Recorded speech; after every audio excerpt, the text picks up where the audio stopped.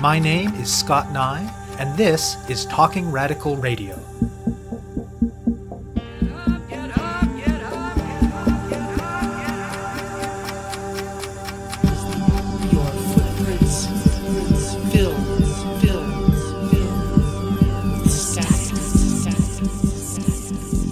Hello and welcome to Talking Radical Radio, where we bring you grassroots voices from across Canada. We give you the chance to hear many different people who are facing many different struggles, talk about what they're doing, how they're doing it, and why they're doing it, in the belief that such listening is a crucial step in strengthening all of our efforts to change the world. On this week's show, I'll be speaking with Sadie, Epstein-Fine, and Makeda Zook, the editors of a collection called Spawning Generations, Rants and Reflections on Growing Up with LGBTQ Parents from Demeter Press. There have always been people whose lives don't fit within dominant gender and sexual norms, and some of those people have always had children. That is, families where the parents exist somewhere within the LGBTQ spectrum of identities are nothing new. What is relatively new is children of LGBTQ parents having the space to be sufficiently open about their lives to begin coming together to collectively recognize the distinct set of experiences and challenges they face, and to discuss, perhaps to organize, and to claim shared identities. In North America, the most common term embraced by children of LGBTQ parents is queerspawn, a reclaiming in both a tongue-in-cheek and rebellious vein of both the word queer and the idea of being devil's spawn. That term is of course contested, and other people prefer to identify as gaybies, or queerlings, or rainbow children, or something else entirely. Not surprisingly, the kinds of experiences that queerspawn have of family, of growing up, of community, and of life in general vary a great deal. This reflects the great variety within the LGBTQ identities of their parents and their own experiences of racialization, class, gender, sexuality, ability, culture, religion, geographical region, and all the rest. Also very relevant is the era in which kids in queer and trans families grew up, with the 1990s representing the beginning of a significant shift in safety and space to be open. At the same time, there are also enough commonalities to queerspawn experiences that there is growing interest in queerspawn-focused events, organizations, and publications. Spawning Generations collects 24 pieces written by queerspawn talking about different aspects of their lives, covering at least some of this breadth of experience. Contributors range from 9 years old to over 60. Many are based in North America, but not all. Though there are other books out there by and about queerspawn, this is the first anthology where all of the contributors and the editors are queerspawn themselves.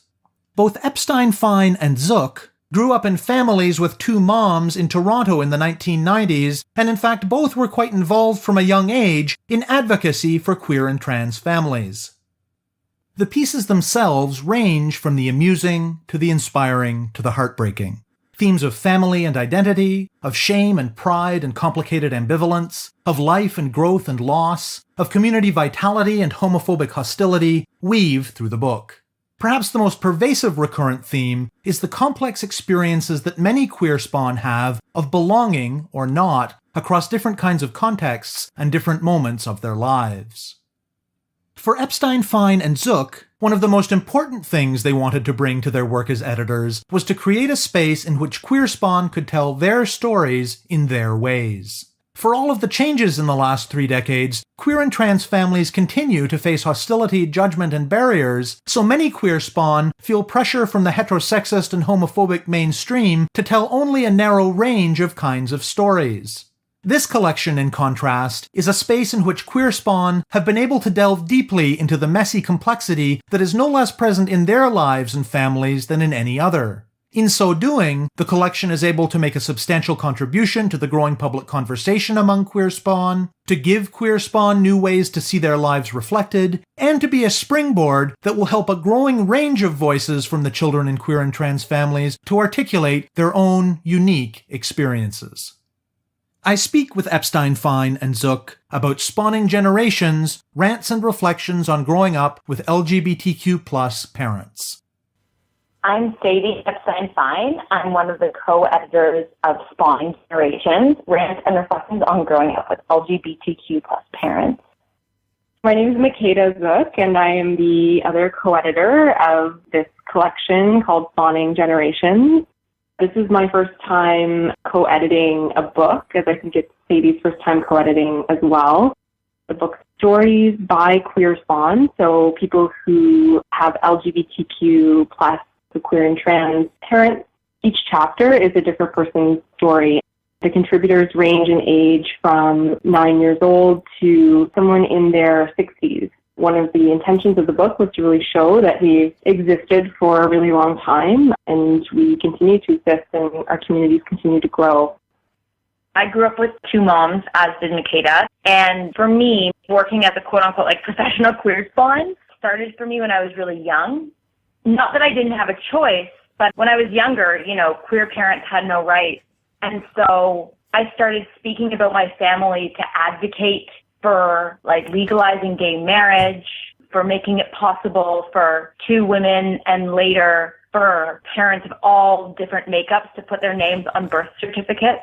So I've been in lots of major newspapers, on the radio, on TV since I was really young. And so my trajectory as a queer spawn has kind of always been lame for me. I never really saw another option other than being an advocate because I saw it helping my family and other families gain the rights that, everyone else I saw around me that they already had.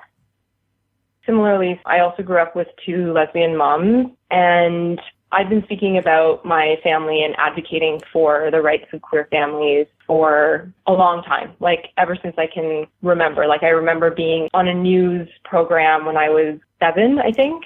And also all of our moms, I would say, are very active and have always been very active in queer and trans communities and in advocacy and in making things better for not just queer and trans families, but for queer and trans movements and people in general. So I guess we come by it honestly. And Sadie and I have known each other for a really long time too, since we were kids. This book particularly came about because Demeter Press, who published the book, they do a lot of work on mothering, parenting, sexuality, families, and feminist studies in general. And I think they recognized a gap within their own collection that they didn't have writings by Queerspawn and by kids and adults from LGBTQ plus families. I was initially asked if I wanted to do it.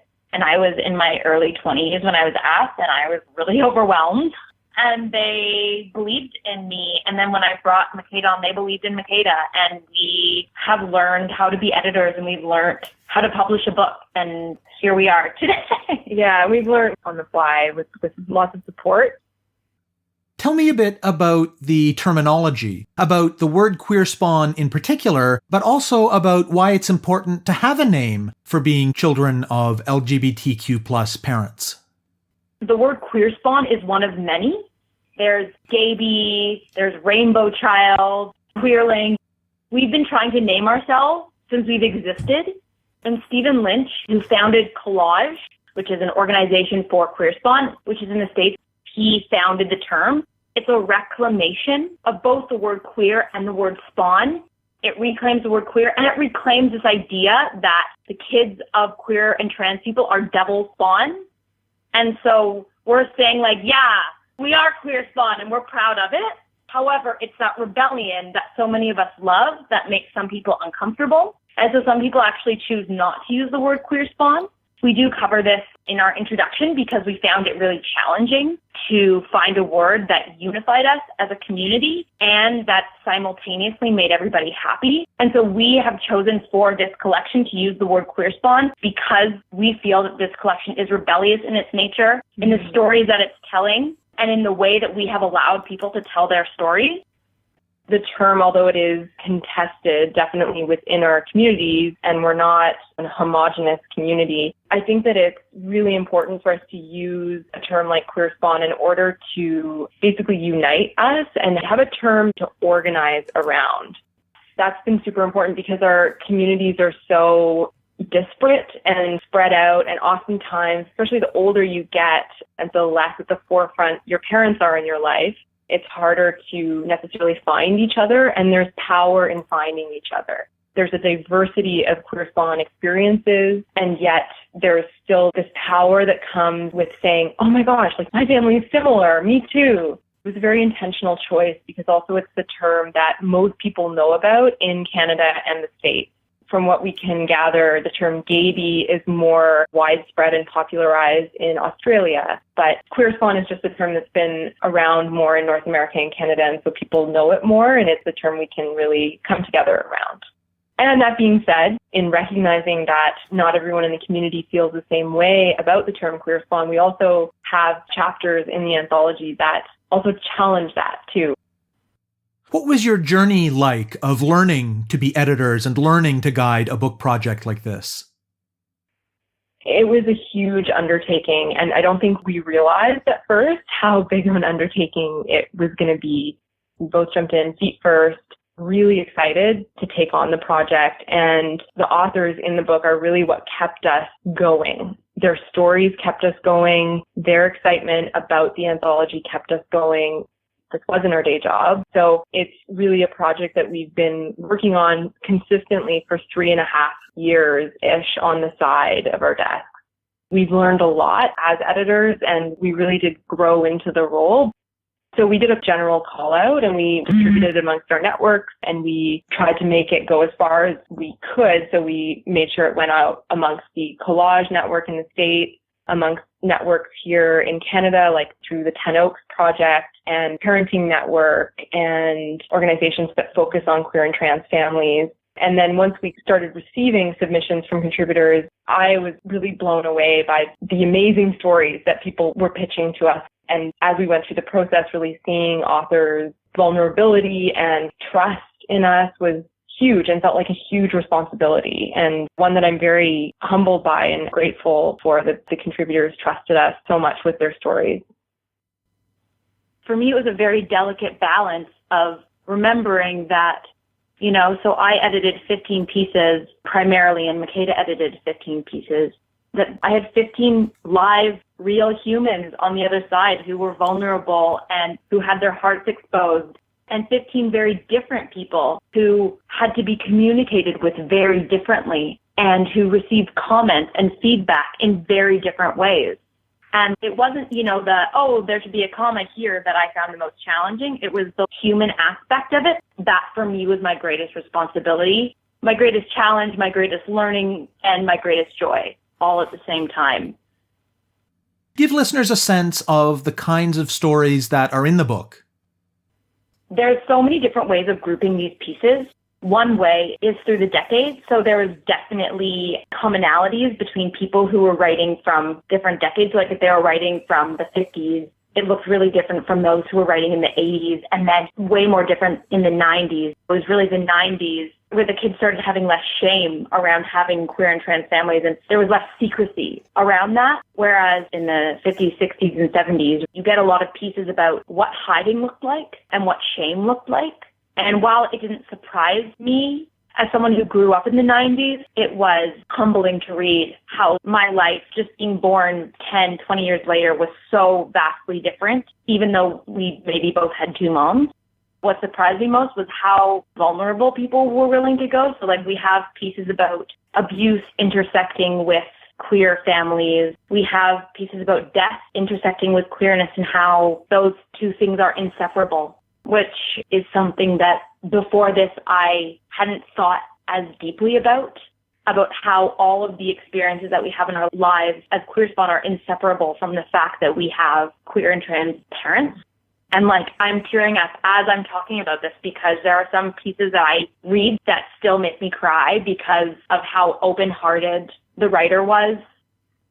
For me, I think I was expecting to get more contributions from folks who had stories that followed a particular narrative, like a particular narrative that as Queerspawn, who have grown up as advocates for queer families, the kind of narrative that we have been subconsciously, I would say, taught to adopt, which is this one of what we call in the introduction, the shame to triumph narrative.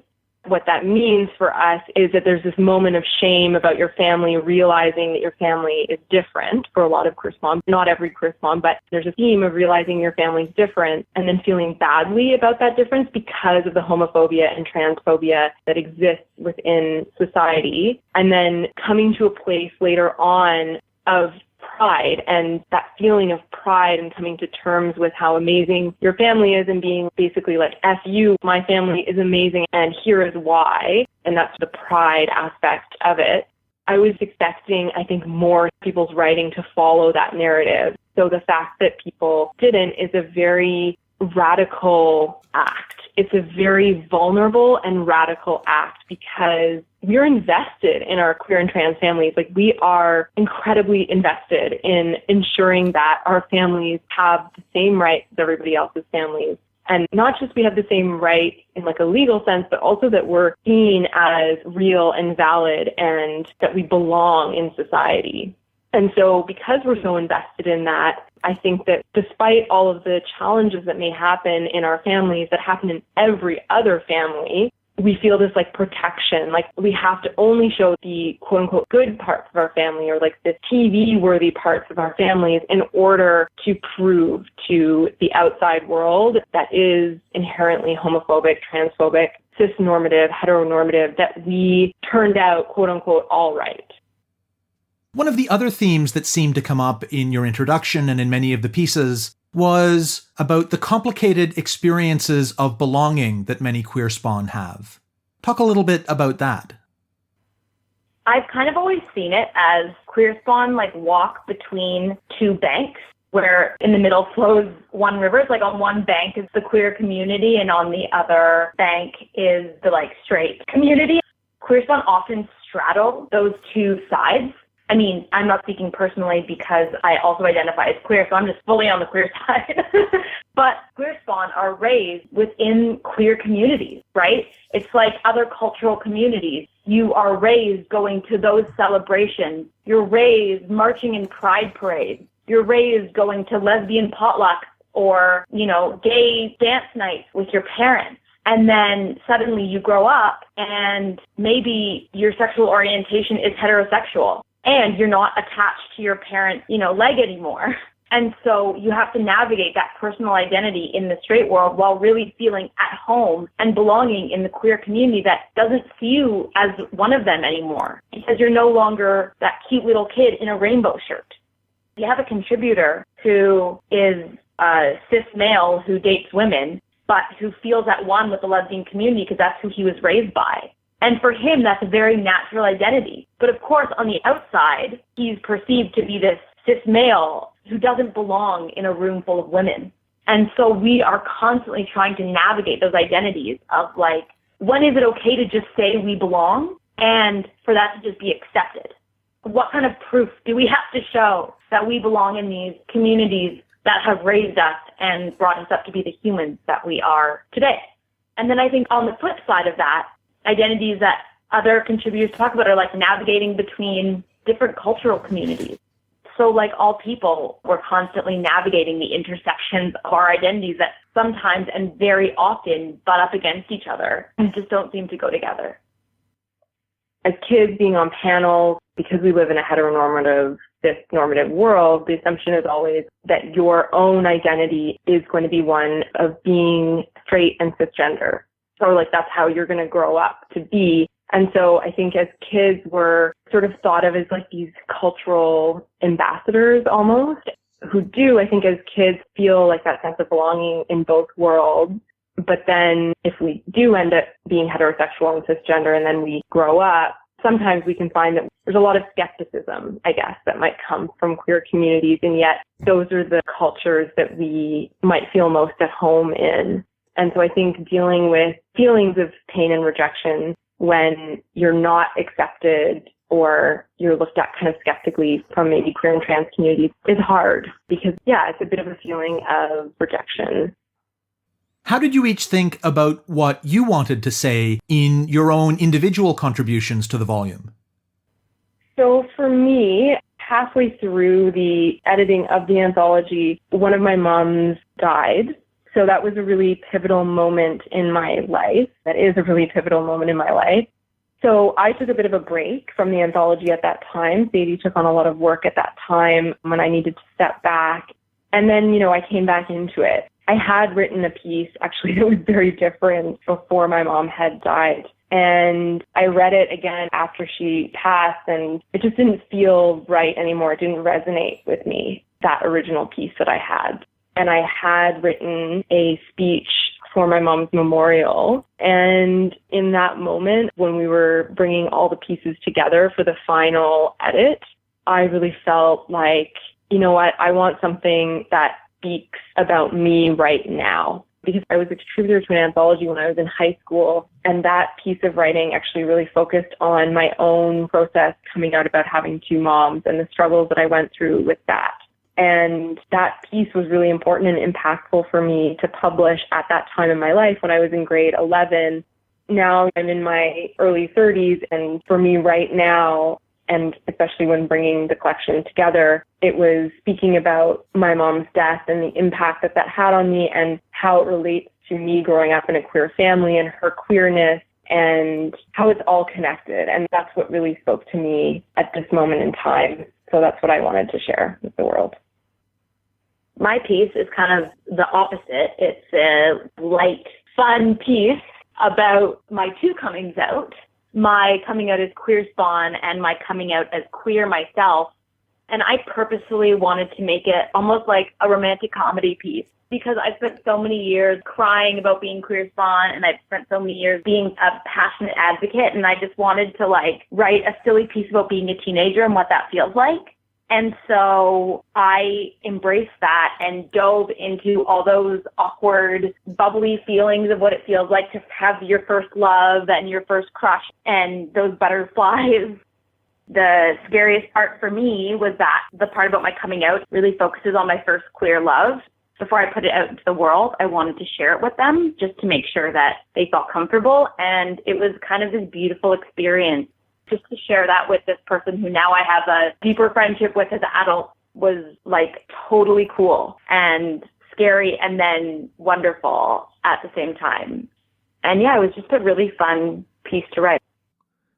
So in the book and in this interview, you've talked about the diversity and breadth of Queerspawn experiences. But even so, given the fact that there's been such significant interest in this book, and given that there are organizations out there created by and for Queerspawn, it seems like it might also be reasonable to talk about a set of shared or collective needs that Queerspawn experience. Talk a bit about what those shared or collective needs of Queerspawn might be. If there's one thing that this book and organizations that serve Queerspawn specifically organize around, it is this need or desire that we all have, every human has, to belong. And I think that our anthology taps into that. We talk about that in the introduction quite a bit, that there's power in finding each other. And that we have a diversity of experiences and of identities. And our book doesn't even showcase the range of those identities and experiences at all. And it's definitely a weakness, actually, of the anthology. And we really wanted this anthology to speak to not just people whose families were really out and proud. We wanted to speak to people who weren't out there marching in pride parades every year, or whose families maybe were or weren't out in certain contexts. We wanted it to be a way of finding each other, I think. And I think that's what a lot of organizations that serve Queerspawn also try to do. It's like a way of finding each other. And it's not just in big cultural touchstones oh yeah, I've also been in the Pride Parade. It's there's this one piece where the contributor describes eating yogurt with every childhood meal, and I was like, oh my God, me too. Is that a Queerspawn thing? And who knows, right? Oh, maybe there was a subsect of weird hippies 90s kid where we ate yogurt instead of sour cream on everything. But it was like the recognition in like all the women I knew who had rat tails and other people talking about their moms with rat tails and being dragged to like to take back the night marches when you didn't really want to go, but you knew this is a tradition every year. And we found ourselves laughing for so long about those little things and also simultaneously crying. For me, it was actually those little things that were like, this is what makes up me as a human being that I've been craving to find for so long. You know, those little nuances of what it means to be raised by a community of women, what it means to be raised by all these radical activists. Or what it even means to be raised in community. That's another thing that I think is common across a diversity of Queerspawn experiences and identities. You know, maybe not everyone is going to relate to the things that Sadie and I related to. Our moms were in a similar, very politicized feminist community in Toronto, right? So even if there are people who don't relate to the rat tails and the Take Back the Night marches, I think that there is something bigger around being raised by community, because a lot of queer and trans folks, when they come out, their biological families might reject them, might cut them off, or they might choose to leave and put some distance between them and their families of origin because it's not safe. You need to find chosen family, and that chosen family is also your community, your extended community. And so I think that that is a very common experience across a diversity of Queerspawn. So what do you have planned in terms of promoting the book? We have a lot of plans. Right now, we're really focusing on the Toronto launch of the book. It's going to be happening during Pride Week as part of Glad Day Bookshop's Pride programming. So right now, we're focused on the event at Glad Day on Monday, June 18th from 7 p.m. to 8:45 p.m. It's on Church Street. It's going to be awesome. Also, in the works, we started to talk about touring the book to cities where we have contributors and or where organizations exist that want to host us. So in the States, for instance, there's the Collage Network, which is really established, and many of our contributors are involved with Collage. And we have gotten a few invitations that are just really preliminary at this point. And we're trying to find the funding to help us do this. That would be the goal, would be to take the book on tour to places where we have contributors. And then just as much exposure as we can get in the media. And yeah, we really want people to read this book. You have been listening to my interview with Sadie Epstein-Fine and Makeda Zook, editors of Spawning Generations, Rants and Reflections on Growing Up with LGBTQ Parents. To learn more about the book, go to demeterpress.org and search for Spawning Generations. To find out more about Talking Radical Radio, the guests, the theme music, and the ways that you can listen, go to talkingradical.ca and click on the link for the radio show. On the site, you can sign up for email updates or follow us on Facebook, Twitter, iTunes, SoundCloud, and other platforms. I'm Scott Neigh, a writer and media producer based in Hamilton, Ontario, and the author of 2 books of Canadian history told through the stories of activists, published by Fernwood Publishing. Thank you very much for listening, and I hope you tune in again next week.